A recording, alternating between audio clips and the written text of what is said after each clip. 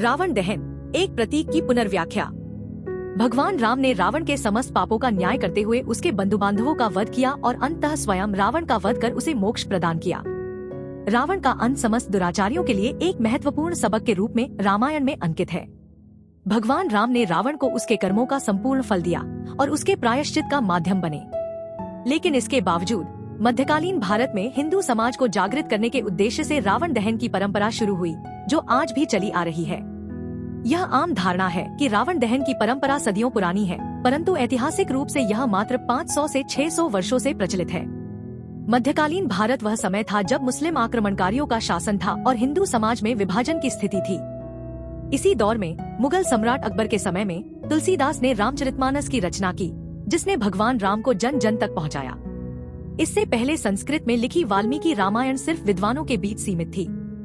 रामचरितमानस ने राम की भक्ति को घर घर पहुंचाया और संभवतः हिंदू समाज को संगठित करने के लिए रावण दहन की परंपरा भी इसी काल में शुरू हुई। यह समझना जरूरी है कि रावण दहन की यह परंपरा कोई आदिकालीन नहीं है, बल्कि 500 से 600 वर्षों की है।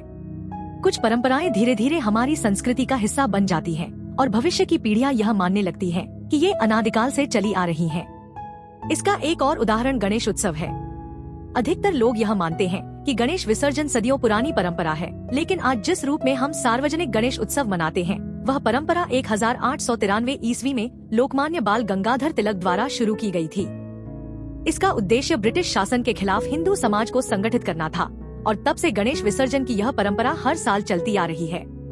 अंग्रेज तो भारत से चले गए, परंतु यह 131 वर्ष पुरानी परंपरा हमारी संस्कृति का अभिन्न हिस्सा बन चुकी है। परंपराएं जितनी पुरानी होती जाती हैं, हमारी आस्था उनमें उतनी ही दृढ़ होती जाती है। यही कारण है कि रावण दहन, जो 500 साल से भी पुरानी परंपरा है, हमारी धार्मिक और सांस्कृतिक आस्था का अभिन्न अंग बन चुकी है। अब सवाल यह है कि क्या किसी धर्म या परंपरा का प्राचीन होना उसे सही ठहराता है? क्या किसी ग्रंथ का प्राचीन होना उसकी प्रामाणिकता का मापदंड हो सकता है? हम धर्म, ग्रंथ और प्रथाओं को ही भगवान मानने लगे हैं, जबकि ये सभी सत्य तक पहुँचने के साधन मात्र हैं। असली लक्ष्य तो ध्यान और साधना है, जिसके माध्यम से हमें परम सत्य तक पहुंचना चाहिए। रावण दहन को लेकर भी यही प्रश्न उठता है। भगवान राम ने रावण को उसके कर्मों का दंड देकर न्याय किया था। क्या हम हर वर्ष रावण का पुतला जलाकर यह मान रहे हैं कि रावण के साथ पूर्ण न्याय नहीं हुआ था? क्या हमने केवल प्रतीकों पर ध्यान केंद्रित कर दिया है और मूल सत्य को भुला बैठे हैं? कागज के रावण को तो बच्चा भी जला दे।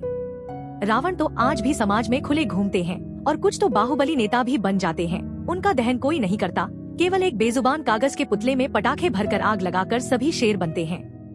दक्षिण भारत में, जहाँ भी हिंदू धर्म का पालन होता है, रावण दहन की परंपरा उत्तर भारत की तरह प्रचलित नहीं है।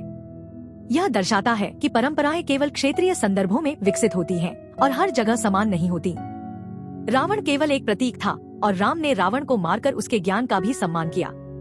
उन्होंने अपने भाई लक्ष्मण को रावण से अंतिम ज्ञान प्राप्त करने के लिए भेजा, जिससे यह स्पष्ट होता है कि राम केवल रावण को दंड देने या बदला लेने के दृष्टिकोण से नहीं देखते थे। आज के समय में हमें यह सोचना चाहिए कि क्या हम वास्तविक रावणों का सामना करने के लिए तैयार हैं। कागज के पुतलों को जलाना सरल है, परंतु समाज में व्याप्त बुराइयों को समाप्त करने के लिए साहस और न्याय की आवश्यकता है।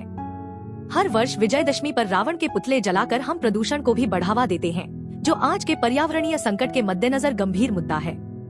आखिरकार हमें यह ध्यान रखना चाहिए कि परंपराएं माध्यम मात्र हैं और उनका उद्देश्य हमें ईश्वर और सत्य के निकट लाना है।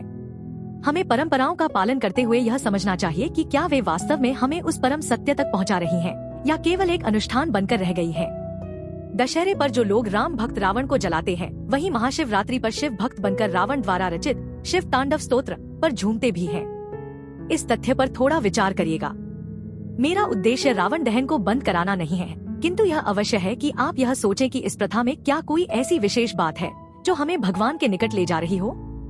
क्या इसमें ऐसा कुछ है भी जो हमारे जीवन में शांति लाए, या हम फिजूल में ही इस परंपरा का बोझ ढो रहे हैं? आपका इस बारे में क्या विचार है? कमेंट करके अवश्य बताइएगा। धन्यवाद।